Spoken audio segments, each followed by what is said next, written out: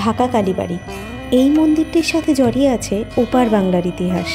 কলকাতার অতি প্রাচীন এবং অতি জাগ্রত মায়ের মন্দিরের মধ্যে এটি অন্যতম। তবে চলুন আজকে আমার সাথে আপনারাও দর্শন করে নেবেন এই মায়ের মন্দিরটি।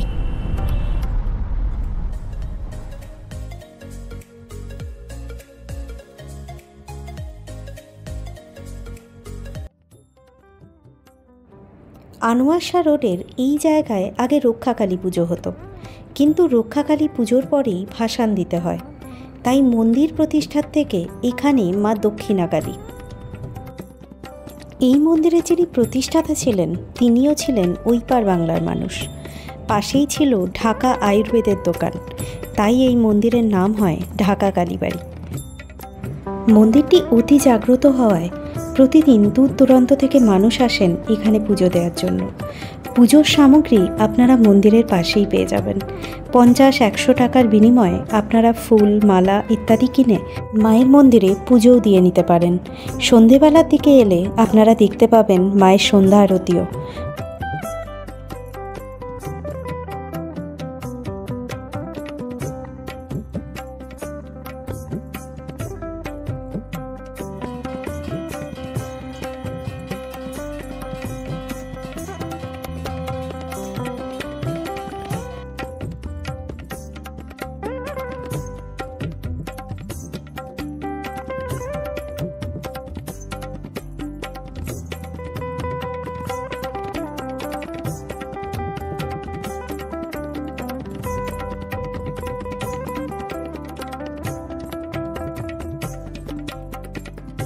দেশভাগের সময় ওপার বাংলা থেকে এপার বাংলায় চলে আসেন ননীগোপাল চক্রবর্তী। এসে থাকতে শুরু করেন এই লেক গার্ডেন্স এলাকায়। নতুন জায়গা, নতুন পরিবেশে মানিয়ে গুছিয়ে নিলেও মাতৃভূমির কথা কিন্তু তিনি মন থেকে মুছে ফেলতে পারেননি। তাই এই এলাকাবাসীর সাহায্যে এবং নিজ উদ্যোগে লেক গার্ডেন্স এলাকায় প্রতিষ্ঠা করেন একটি কালী মন্দিরের, যা বর্তমানে ঢাকা কালীবাড়ি নামে পরিচিত। কিন্তু কলকাতা শহরে ঢাকা কালীবাড়ি কেন? আসলে পূর্ববঙ্গ বা বর্তমানে যা বাংলাদেশ, সেখানকার ঢাকায় অবস্থিত কালী মন্দিরের সাথে সাদৃশ্য রেখেই এই মন্দিরটি তৈরি করেছিলেন ননীগোপাল, তাই নাম হয় ঢাকা কালীবাড়ি। আবার সেই সময় ওই এলাকায় ঢাকা ফার্মাসিউটিক্যালস নামে একটি ওষুধের কোম্পানি ছিল, যার নাম অনুসারে ওই জায়গাটা ঢাকার মোড় নামেও পরিচিত ছিল। ফলে ধীরে ধীরে মন্দিরের মহিমা ছড়িয়ে পড়ায় তা ঢাকা কালীবাড়ি নামেও বিখ্যাত হয়ে পড়ে। স্থানীয় বাসিন্দা তো বটেই, দূর দূরান্ত থেকেও মানুষজন এখানে আসেন পুজো দেওয়ার জন্য।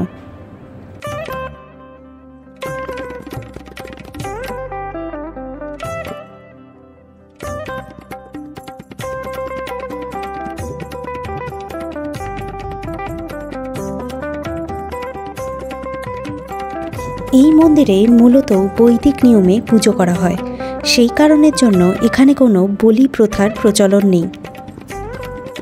এছাড়া বিশেষ তিথিতে এখানে বিশেষভাবে মায়ের পুজো করা হয় এবং প্রতি বছর বৈশাখ মাসের শেষ শনিবারে প্রতিষ্ঠা দিবসের পুজো হয় এবং কালী পুজোর দিন মধ্যরাত থেকে ভোর পর্যন্ত এখানে মায়ের পুজো চলতে থাকে।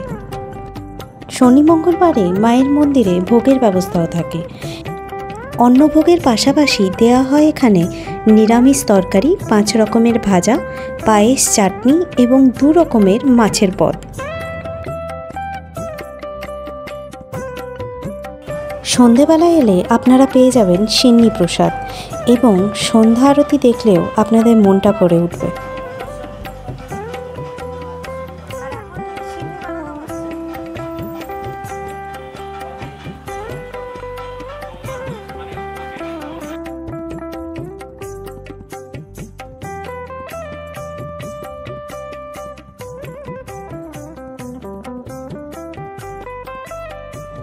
মন্দিরটি অতি জাগ্রত হওয়ায় এখানে দূর দূরান্ত থেকে মানুষজন আসেন মাথা টোকার জন্য।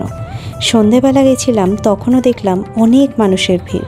সন্ধ্যা আরতি দেখা তো বটেই, সাথে পাশের থেকে ফুল মালা কিনে সবাই মায়ের পুজো দিচ্ছেন। সুযোগ পেয়ে আমিও লাইনে দাঁড়িয়ে পড়লাম। মায়ের মন্দিরে নাম গোত্র বলে পুজো দিয়ে দিলাম।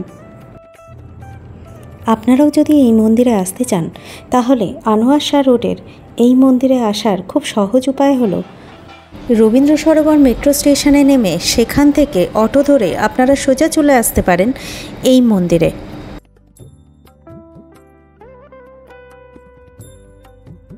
যাই হোক, তাহলে আজ এটুকুই, আবার দেখা হবে পরের ভিডিওতে। আজকের ভিডিওটা যদি আপনাদের ভালো লাগে অবশ্যই এটাকে লাইক করবেন, আমার চ্যানেলটিকে সাবস্ক্রাইব করবেন।